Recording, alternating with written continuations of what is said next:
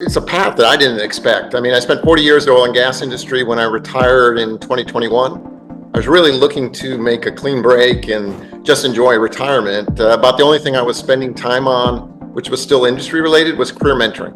What I noticed, a lot of investors who are looking at energy type investments really didn't have any sense of what was happening in geothermal.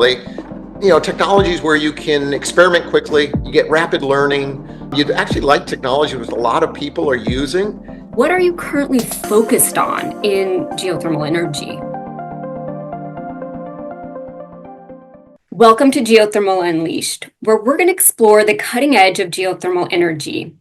I'm Elizabeth Cambry from the Valorec New Energies team, and I'm here to help educate and document geothermal's rise in the global energy transition. And I want to give a special thanks to Think Geoenergy. So joining me today is Greg Leveille, retired ConocoPhillips Chief Technology Officer turned Geothermal Leader. So I'm super excited to have the opportunity to connect with you again, Greg. We've met now a couple of times, and we always have the most insightful conversations. So very excited for our talk, and I want to kick things off by asking you to start by sharing a little bit about your journey from being the CTO at ConocoPhillips, one of America's largest oil and gas companies, to becoming deeply involved in the geothermal energy production space. Yeah, that's a great place to start, Elizabeth, and thanks for the opportunity to be here on the podcast. As far as how I got to where I am today, it's a path that I didn't expect. I mean, I spent 40 years in the oil and gas industry. When I retired in 2021, I was really looking to make a clean break and just enjoy retirement. About the only thing I was spending time on, which was still industry related, was career mentoring. And the first year and a half or so, 2 years of when I was retired, I did a good job of being retired. But then a lot of my career, or the mentees, were working in new energy spaces for oil and gas companies. So I decided to kind of take a look what was going on, looked at hydrogen, carbon capture storage, nuclear. Out of that deep dive, what I came to realize was that geothermal was really the one clean energy source which oil and gas companies had all the right capabilities to pursue, and really made sense from a perspective of how it could scale and how quickly it could be developed. So, I kind of documented what I had discovered, wrote up a couple of white papers, sent it to my network, and next thing you know, I'm attending geothermal energy conferences and doing a bit of consulting. So, here we are. That's wonderful. Okay, so what are you currently focused on in geothermal energy? Yeah, I guess three areas. One would be making connections, one would be transferring knowledge, and the third one is a bit of education. So on the connection side, what I noticed was many people working in oil and gas really didn't have much of a sense of what was going on in geothermal.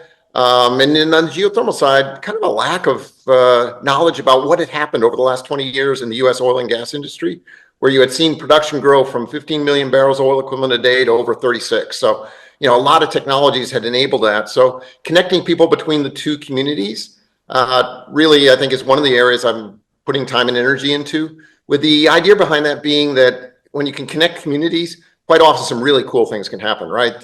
They both have deep knowledge about certain aspects of what they're doing, and by cross-fertilizing it, it can make a big difference.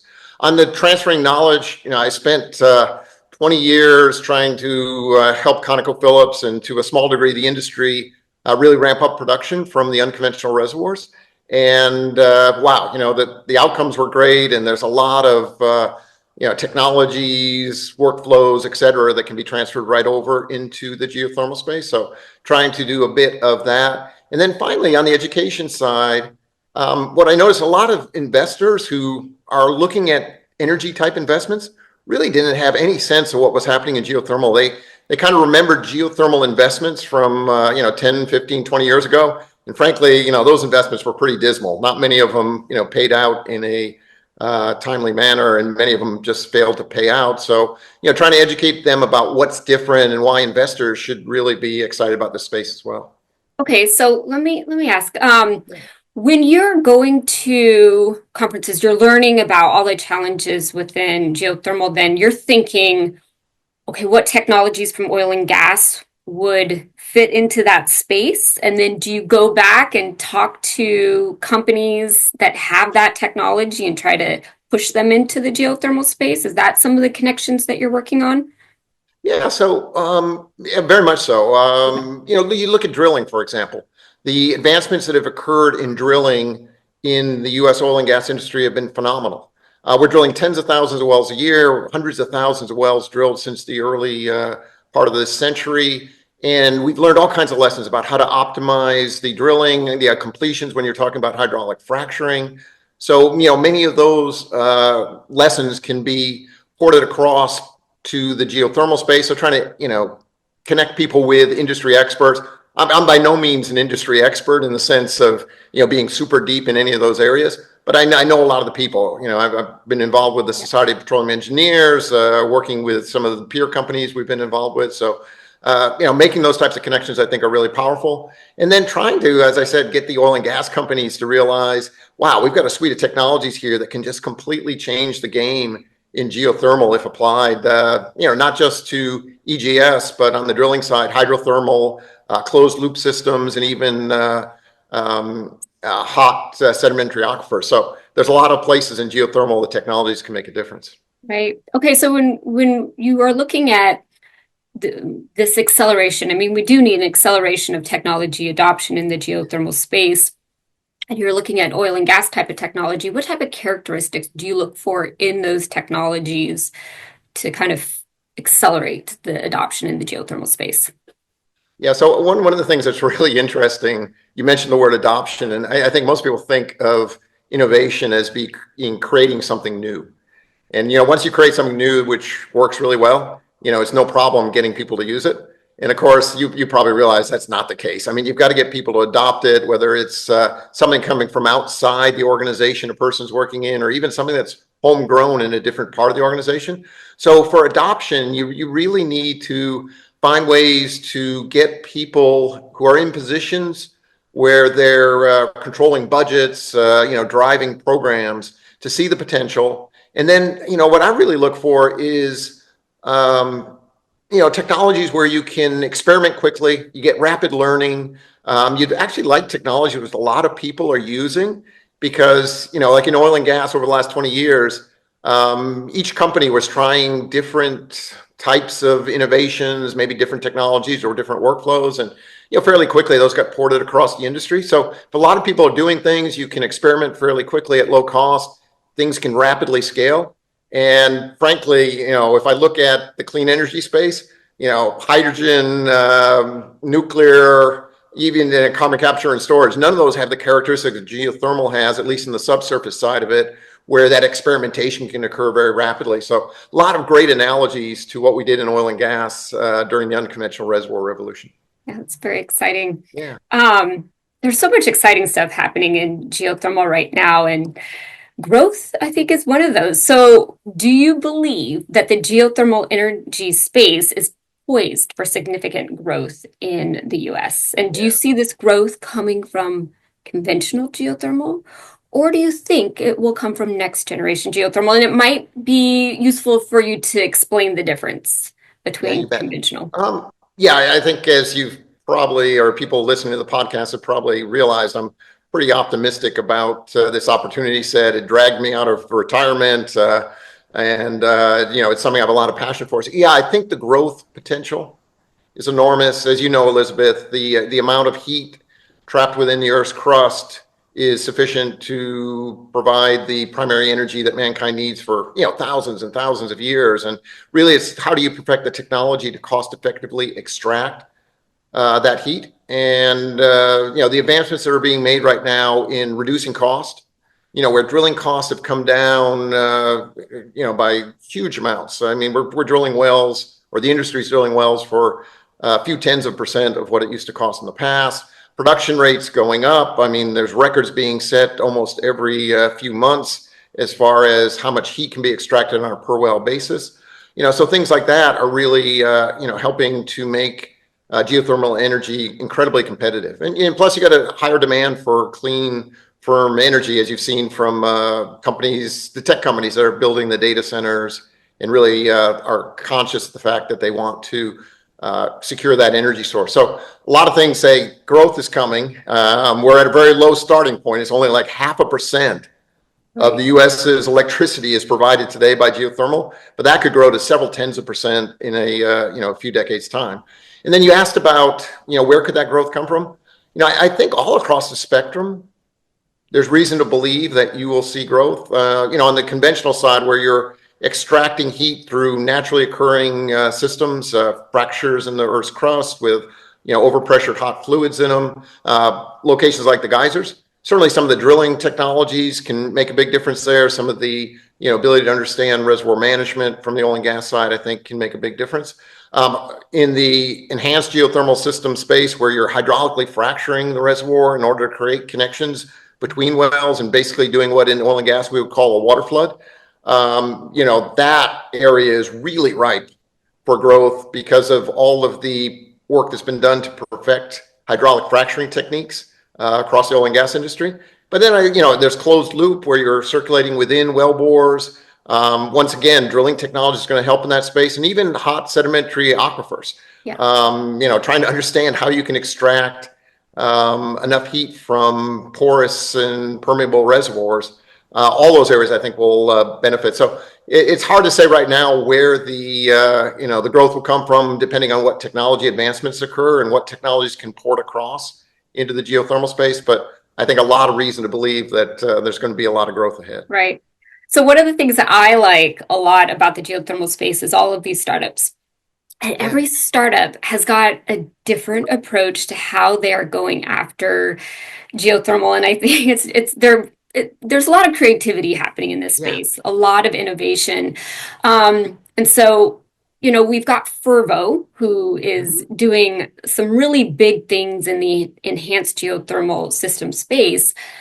Why do you think we haven't seen more startups like Fervo falling quickly behind their I sense there's startups out there. I mean, if you think about the life cycle, the first thing you need to do is secure acreage, then you need to explore and appraise it. Both of those elements of life cycles, people tend to be very cautious about what they reveal, particularly on leasing land. So there was a lot of sharing of knowledge in the oil and gas industry, which allowed us to grow production very quickly. But that sharing really didn't get started until people had secured their acreage positions. Okay. So I suspect there's a lot of startups up there. I know the big oil and gas companies all have stood up teams to look at geothermal in a dedicated way. So, my expectation is that there's a lot coming. 2025, 2026, 2027 are going to be really interesting years. Okay. But then I think as we get into the development side, hopefully companies will be willing to share more of the knowledge, more of what they're doing, because, at the end of the day, for the geothermal industry, it's not necessarily the competition between companies that is really the most important thing. It's really the competition against other sources of energy. Can geothermal get to a place where it can be as low cost or lower cost than wind, solar with, either with or without firming? Can it beat out natural gas? I think we can get down into the 40, 50 megawatts per hour range, over time as more and more innovations are piled on. But it's going to take a lot of effort across the industry, not just within individual companies. Okay. So when we look at technologies for EGS, and we look over the past decade, can you talk about some of the advancements that we've seen and how that's kind of helped pave the way for companies like Fervo? Yeah. So, when I think about that, the advancements, one big one was going from vertical wells to horizontal wells. You were hydraulically fracturing vertical wells, and then, Fervo, it really has demonstrated that you can go completely horizontal. Prior to Fervo, of course, it was the Utah Forge project, which was a government-funded demonstration project where they went to a very high angle but didn't get all the way to horizontal. But, basically what happens is once you are able to drill long horizontal wells and hydraulically fracture them, you can create so much more surface area than you can with vertical wells. That was the big breakthrough that occurred for unconventional oil and gas. For example, in the Permian Basin, for decades, people have been drilling vertical wells and hydraulically fracturing them in these very low permeability reservoirs, but really getting very marginal results by doing that. As soon as the industry went horizontal, suddenly we were looking at economic results, which were world beaters, some of the best, projects to invest in the world. So going to horizontal has been a big one. I think another one there, obviously all the drilling technologies have, really helped lower the cost. And then finally getting to higher and higher temperatures. Fervo's been on a journey. I think they started at about 375 as far as the reservoir temperature. They went to 400, they're at 425. And, companies are looking at how can we evolve the capabilities to drill at higher temperatures. And the importance of that's enormous because as you increase temperature, you get a even more rapid scaling in the output of heat. Yeah. So, I think it's so interesting when you look. So, I've heard some numbers like conventional geothermal, you'll produce average about 3 megawatts. And it seems with next generation, we're really moving into a lot higher output, which is exciting. So, so for example, like Fervo going to 10 megawatts, and now they're Yep. talking about even trying to get more. Yep. So, I don't know if you've got any thoughts on how next generation can really help us increase power output per well. Yeah. I mean, when you think about geothermal, ultimately the reservoir and the subsurface, the asset, and how efficiently you can access that reservoir makes all the difference in the economics. So the increase in per well output is huge. And as you mentioned, we've been scaling up. I think prior to Fervo drilling the horizontal wells in their Nevada project, the record was around, a megawatt or so of output from vertical wells. They went to 3. They're at 10 with their Cape project at present. They're looking at 15. But you think about both extending lateral length, increasing wellbore size so you can get more fluid flow per well, and then getting to higher temperatures. Numbers like 20, 30, maybe 40, even 50 megawatts per well are possible. And that's so exciting because, what happened in oil and gas with the shale gas revolution is essentially that. I mean, we started off with very short laterals, 3,000-foot long laterals, a few million cubic feet of gas per day in the Barnett Shale. Mm-hmm. Today in the Marcellus, a well can produce 50 million cubic feet of gas per day. So, well over an order of magnitude increase with some of those achievements. So I'm really encouraged that there's more to come, Right. in the years ahead. Right. So it really seems that oil and gas, with the whole shell revolution, is Mhm. paving the way for next generation geothermal. So do you think that more oil and gas companies, E&P companies in particular, should be paying closer attention in the geothermal space and should look to getting involved? Yeah, that I think is one of the things that can really add momentum to the geothermal power production, effort here. And frankly, I'm excited because, talking to many of my peers, my, other former CTOs and CTOs with companies at present, Uh-huh. there is a lot of excitement about this space. Frankly, you can look at oil and gas companies and the core competencies match up so well. I mean, the technologies being utilized can be applied not just to EGS, but as we talked about, conventional hydrothermal, closed loop, hot sedimentary aquifers. The people inside an oil and gas company, upstream oil and gas company, are perfectly experienced and have the skill sets needed to really help drive a revolution in geothermal. And it's so different from, something like hydrogen. If you looked at, companies pursuing hydrogen or even carbon capture and storage, it was only a modest percentage of the entire workforce inside of an upstream oil and gas company that was going to be able to have an impact on that space. But for geothermal, 95, maybe 98% of the people working in an upstream oil and gas company today could easily, with some education and, a little bit Right. of knowledge grabbing from the geothermal space, really make a big impact. So, I mean, I Yeah. think it's perfectly positioned and companies are starting to move that way. And it's so fascinating to think that there's such a nice synergies between oil and gas and geothermal, and that oil and gas can play a big part in the renewable space. Yeah, That's, it really is. I mean, yeah, the oil and gas industry obviously has taken, a lot of hits from right. public opinion. You have a lot of decision makers who really want to see oil and gas production be diminished. And I know all the reasons for that. I mean, clearly the amount of greenhouse gases building up in the atmosphere is something Right. we should be worried about. It's building up at a pretty fast rate. So we do need to transition to a much lower carbon energy system. And as we've been talking about, Elizabeth, I think geothermal is a place where, not only can it deliver that outcome, but we can take a lot of the capabilities that already exist, the supply chains that already exist, and just repurpose them. And, at the end of the day in technology, it's great to think about developing entirely new technologies, these kind of gee whiz type of Right. things. But the best way to innovate is actually taking a bunch of stuff that already exists and just repurposing it. Yeah. And that's pretty exciting when you can do that. And that's what I see happening in geothermal. Yeah. Okay, so let's go back to technology. Do you Yeah. think we are fully leveraging oil and gas technologies in the geothermal space, or do you think there is untapped potential still? Yeah, I think there's a lot of untapped Okay. potential simply because, what has been achieved in oil and gas over the last 20 years far exceeds what has been deployed to date in geothermal. A good example that would just be on lateral length. So in the very first wells Fervo drilled in Nevada, the horizontal sections were about 3,000 feet long, so about 1,000 meters. Today they're up to 5,000 feet. And, with time, they have aspirations to go further. But in oil and gas today, companies are drilling 4 mile long laterals, so over 20,000 foot long lateral sections.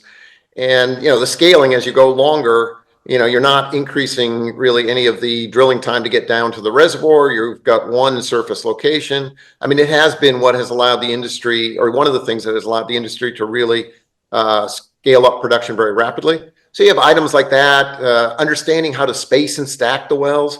I mean, it's very interesting. Utah Forge stacked their two high angle wells one on top of each other. Fervo's taken a more oil and gas type approach where they spread them out laterally. But what's going to be right for geothermal is not yet known. So there's going to be a lot of need for experimentation, understanding how to manage the sweep efficiency to get the maximum thermal longevity. Drill big holes. The size of the well bores that are being drilled in geothermal are much larger than the typical oil and gas well. You really need that because you're at flow rates of tens of thousands of barrels, up to maybe 100,000 barrels of fluid a day in a well, whereas most oil and gas wells operate in the few thousands of barrels a day. Sure. So all kinds of different areas to work on. It's not surprising that there's still a lot of untapped potential. I think there's only like 15 to 20 horizontal geothermal wells that exist in the entire world. And there's hundreds of thousands of Right. oil and gas wells. So, with continued drilling in geothermal and continued transfer of knowledge from oil and gas, I think we're going to see some really exciting outcomes. Okay, so you're definitely playing a part in educating oil and gas technology companies and operators. Do you think we need an even stronger push to educate this industry just about the geothermal opportunities to try to help them find their own foothold in this space? We do. Change is hard, Yeah. and frankly, the oil and gas industry right now is in a very good spot. I mean, it's Right. generating really good economic returns, particularly with the kind of the U.S. unconventional plays. So when you're doing well in your current business, sometimes it's really hard to take some of your people and capital and put it into something else. So I think part of the educational process needs to be to get oil and gas companies to recognize the scale of the resource, which actually dwarfs the oil and gas resources that exist on the planet, to get them to think about, okay, this is still at a very nascent stage.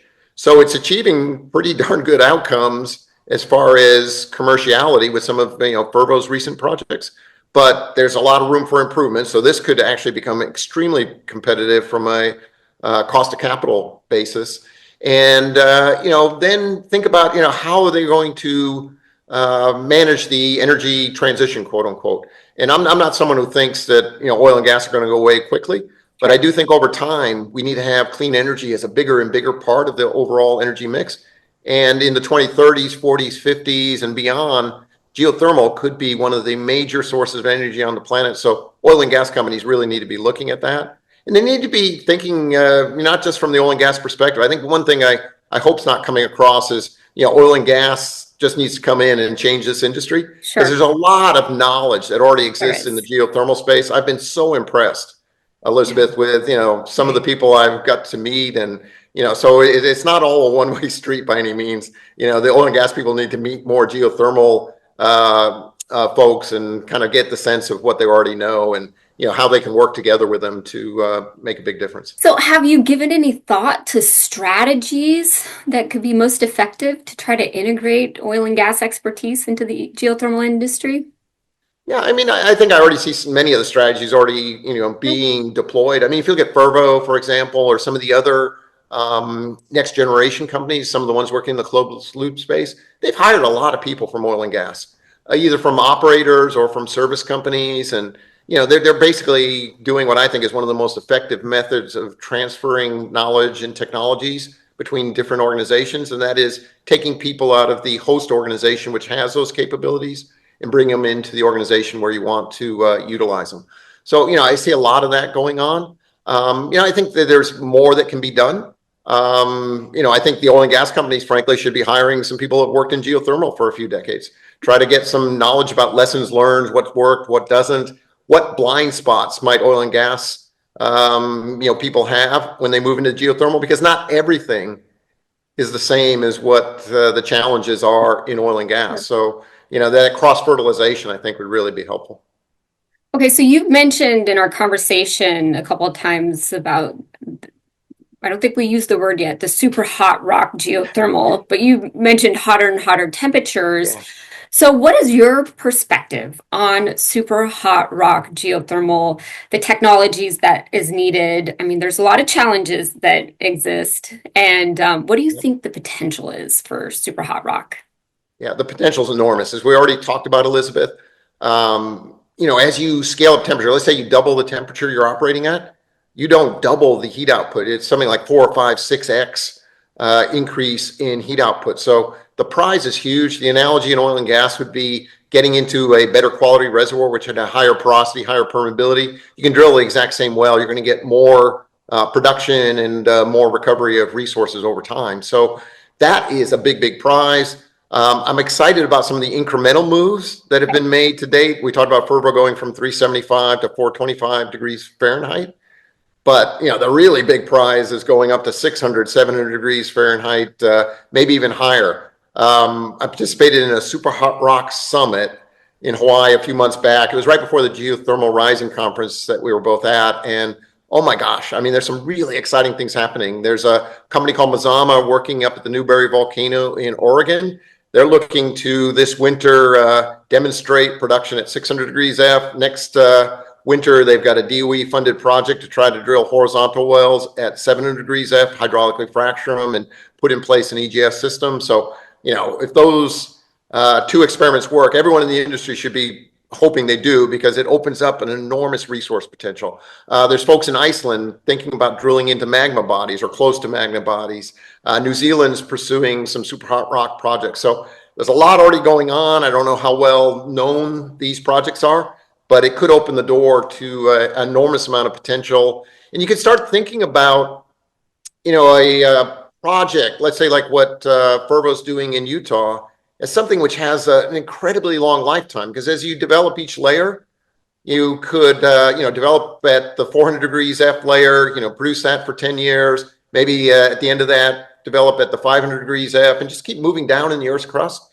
And you could look at sections of reservoir which were as thick or thicker than what's being developed in the Permian Basin for oil and gas. So, the analogies there to, super giant oil and gas fields are really, really powerful. These are fields that last for half century, maybe a century in time, and keep producing and producing. And those types of opportunities exist in geothermal. Yeah, I like your answer. Okay, so I want to ask one final question. So you've mentioned mentoring, and I take it that you've mentored many young professionals in the energy sector. So what are your core beliefs about mentorship, and how do you approach getting the next generation of leaders on their feet? I had a manager early in my career who passed on a bit of knowledge, which was, if you really want to gain experience, the best way to do so is to experience something yourself. I mean, we all learn more from things we experience ourselves than from anything else. But if you think about the time required to do that, and the fact that some of those experiences aren't going to turn out well, it's not a very efficient method. So when I think about mentoring, it's about passing along, kind of experience and wisdom, so that each individual doesn't need to, basically learn it themselves. And, I think what makes for a good relationship is where the mentor really takes time to ask questions, try to understand what the person is going through, what are the challenges, what are the opportunities they're facing, listen to the answers, don't try to kind of put your own life experience on top of what the mentee is trying to grapple with. But there are chances to, kind of pass along some of that wisdom, or, tell some stories about, things that have happened in one's own career. And so I think that, really helps, where, folks who have worked decades and decades and decades accumulated a lot of wisdom. If they can take the time to help someone who's at an earlier stage in the career so that they can be more effective, I mean, I think that's a winning outcome. It's really a winning outcome for both people involved. Obviously the mentee gets a lot out of it, but I think as a mentor, you get a bit of satisfaction for trying to help someone down the path of being successful. Yeah, I'm so big into mentoring. We launched the Thermal Trailblazer mentoring program with women in geothermal this year, and we have probably like 55 to 60 women across the country in the US in the program. And, I just think you should always have a mentor and always be mentoring someone throughout your entire career. So I think it's awesome that you make this a part of your efforts. Yeah, it's a lot of fun too. I Yeah, mean, it is. you learn things, and like I said, you get a lot of satisfaction from helping Yeah, others. I love it. Well, I want to thank you. This has been such an insightful conversation today. And I want to thank all of our listeners for joining us on this episode of Geothermal Unleashed. I hope today's discussion has sparked new insights and deepened your understanding of the geothermal industry's incredible potential. Until next time, keep pushing the boundaries of what's possible, and let's continue working together to unleash the full potential of geothermal. Thank you.